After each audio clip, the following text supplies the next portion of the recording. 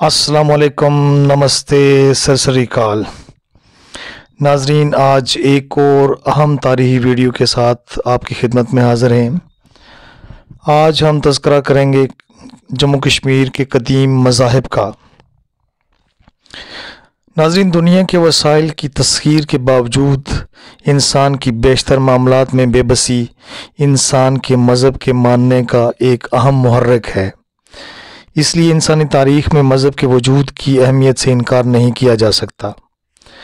ये भी हकीकत है कि तारीख़ हमें मज़हब का माशरे और रियासत में एक मौसर वजूद का भी पता देती है। कश्मीर अपनी कदीम तारीख़ में बहुत से मज़ाहिब और उनके पैरोकारों का मस्कन रहा है। इन मज़ाहिब के ज़ेर साया बहुत सी सकाफ़तें और तहज़ीबें कश्मीर में अपने आसार और बाक़ियात छोड़कर रुखसत हुई हैं। वेरी नाग, अनंतनाग जैसे नाम और शारदा में मौजूद यूनिवर्सिटी के आसार कदीमा इन सब के गवाह हैं। कश्मीर में वो कदीम मज़ाहिब कौन से हैं, तारीख़ के किस दौर में कौन से मज़ाहिब गालिब रहे और इनके क्या असरात कश्मीर और अहले कश्मीर पर मरतब हुए, आज की इस वीडियो में हम इन सवालात का इख्तसार के साथ जवाब तलाश करने की कोशिश करेंगे। कश्मीर की मालूम तारीख़ में मुख्तलिफ़ अदवार में मुख्तलिफ़ मज़ाहिब राइज रहे, जिनमें से नुमायाँ ये हैं: नागमत, हिंदू मत, बुद्ध मत, सफ़ेद हंस और उनका मजहबी रुझान, शिव मत, ऋषि मत। हम एक एक करके इन तमाम मज़ाहिब का तज़किरा करेंगे। नाजरीन, इस वीडियो के अंत तक हमारे साथ जुड़े रहिए और अगर आज तक आपने हमारा कश्मीर मिरर चैनल सब्सक्राइब नहीं किया तो हमारे चैनल को सब्सक्राइब करें। कश्मीर मिरर एक ऐसा आईना है जिसमें आपको कश्मीर की तारीख़, तहज़ीब, सकाफ़त, अदब और इसके साथ साथ जोग्राफिया का मुकम्मल अक्स नज़र आता है। सबसे पहले हम तज़किरा करते हैं नागमत का।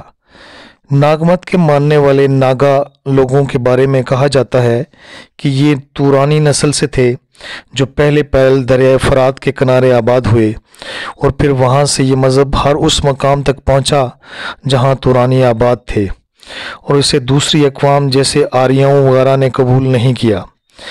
लेकिन ख़ास तौर पर कश्मीर की तारीख़ से यह आया होता है कि नाग की पूजा सिर्फ तुरानियों ही तक महदूद नहीं रही, बल्कि इससे गैर तुरानियों ने भी अपना मज़हब बनाया। Doctor C.F. ओल्डम ने लिखा है कि नागमत के पैरों अपने आप को आफताब की औलाद तस्वर करते हैं और सांप का फन इनका कबायली निशान है। टैक्स लाइन का मरकज़ था और टैक्स का उनके एक सरदार का नाम था। ये कश्मीर का सबसे कदीम मज़हब है जिसके पैरोकार यहाँ के असली बाशिंदे शुमार किए जाते थे।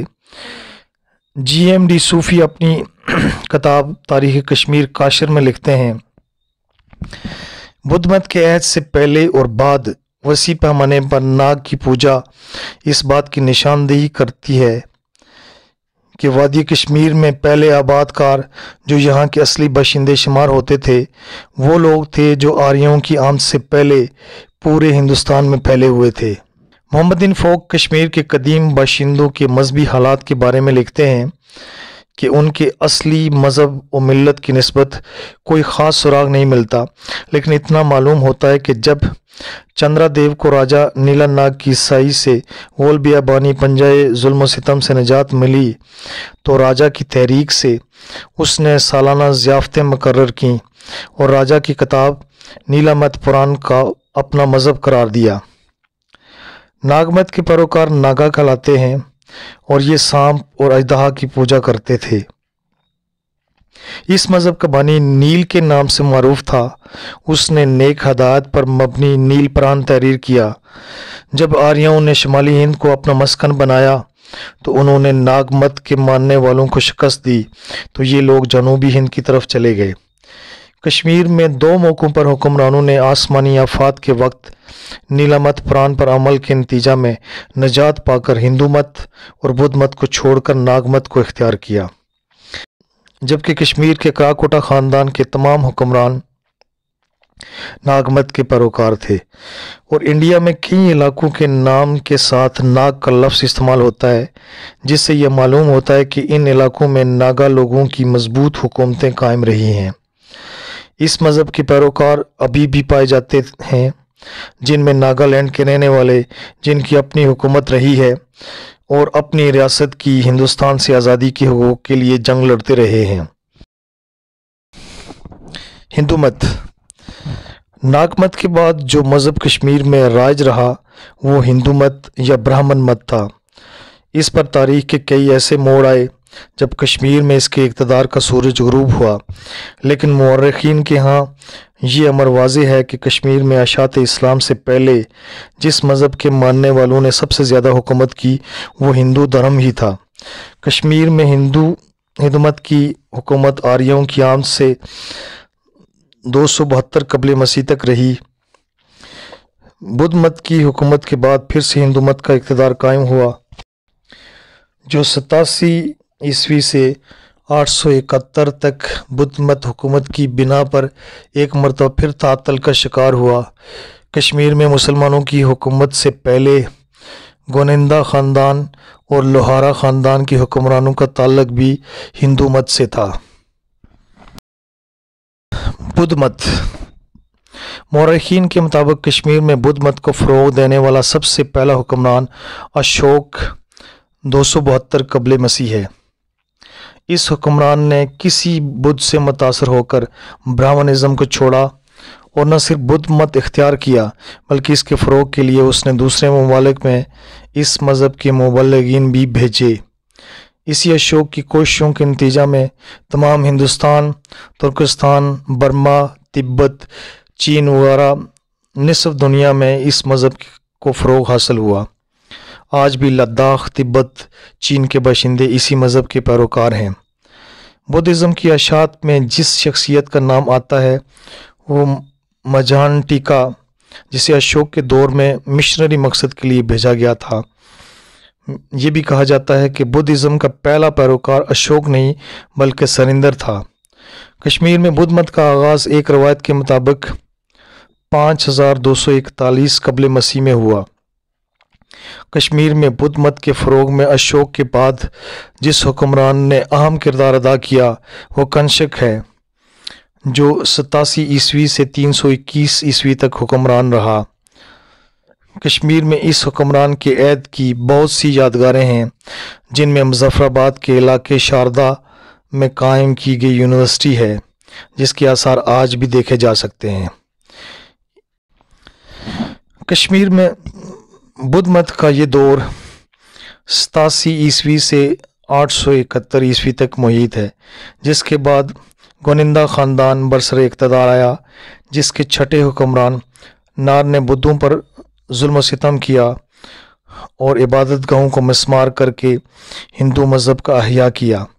यहीं से बुद्ध मज़हब का कश्मीर में ज़वाल शुरू हुआ और फिर दोबारा इस मज़हब की हामी इक़्तिदार में ना आ सके। हत्ता कि कश्मीर में इस्लामी सुल्तनत का आगाज़ एक बुद्ध हुक्मरान रनचंद शाह के कबूल इस्लाम से हुआ। सफ़ेद हंस और इनका मजहबी रुझान। 825 ईस्वी में पहले इंडिया और फिर कश्मीर पर हुक्मरानी करने वाले सफ़ेद हंस के दौर में कश्मीर के मजहबी रुझान और उनके असरात के बारे में मालूमात नहीं मिलती। मोहम्मद सलीम खान गमी ने उन्हें ला मज़हब करार दिया है। जी.एम. सूफ़ी ने उनके बारे में इतना लिखा है कि वो बुद्ध मत के ख़िलाफ़ थे और ब्राह्मण यानी हिंदू मत की हमायत में थे। चीन से कश्मीर आने वाले बुद्ध राहब सांग्यांग के हवाले से बयान किया जाता है कि ये लोग आतिश परस्त थे, लेकिन उन्होंने सफ़ेद हंस के बारे में इस मज़मून में लिखा है कि इस कौम की असलियत, रस्म व रवाज और मज़हब का कोई हतमी इल्म नहीं हो सका। बहरहाल तारीख़ में इस अमर की तौज़ीह होती है कि हंस कौम का मज़हब कोई भी हुआ हो, कश्मीर में उनकी हुकूमत का उस वक्त के राइज कश्मीरी मज़ाहिब पर कोई असर तारीख़ के औराक में नहीं मिलता, सिवाय इसके कि उन्होंने बुद्ध की मुखालफत की और हिंदू मत की हमायत की। शिव मत। शिव मत इस मज़हब के फ़रोग़ में कश्मीर का राजा जलोक ने अहम किरदार अदा किया। اس کا دور حکومت اشوک کے دور حکومت کے فوراً بعد کا ہے۔ اس نے بدھ مت کو کشمیر سے بے رونق کیا اور شیوازم کو فروغ دیا۔ اس کے لیے اس نے اپنے دھرم کے مطابق مندر تعمیر کیے۔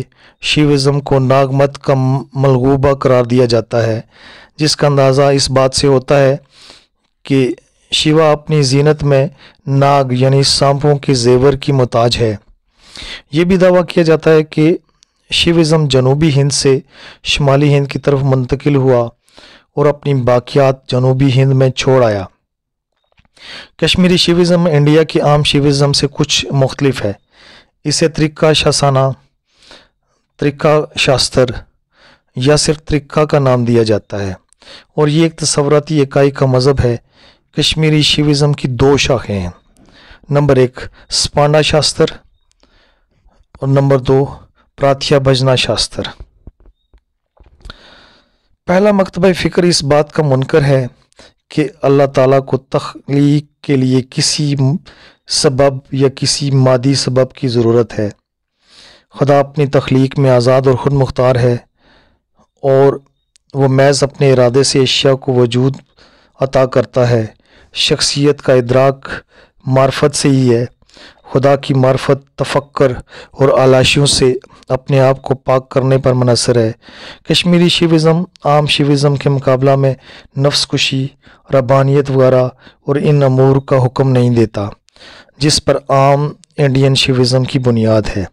ان نظریات کی بنیاد پر GMD صوفی لکھتے ہیں، اس اعتبار سے کشمیری شیوازم اسلام کے بہت قریب ہے، جیسا کہ اسلام معرفت نفس کے لیے نفس کشی کی مذمت کرتا ہے۔ معرفت نفس کے لیے اسلامی طریقہ کار سیدھا سادہ ہے کہ نیک زندگی، تعلق الہی اور ایک شخص کا قربانی دے کر حتیٰ کہ ضرورت پڑنے پر خون بہا کر انسانی خدمت بجا لانا ہے۔ کشمیری شیوازم پہلے کشمیر میں پروان چڑھا، پھر بعد میں یہ شیوازم انڈیا کے علاقوں اڑیسہ اور مہاراشٹرا میں بھی پھیلا۔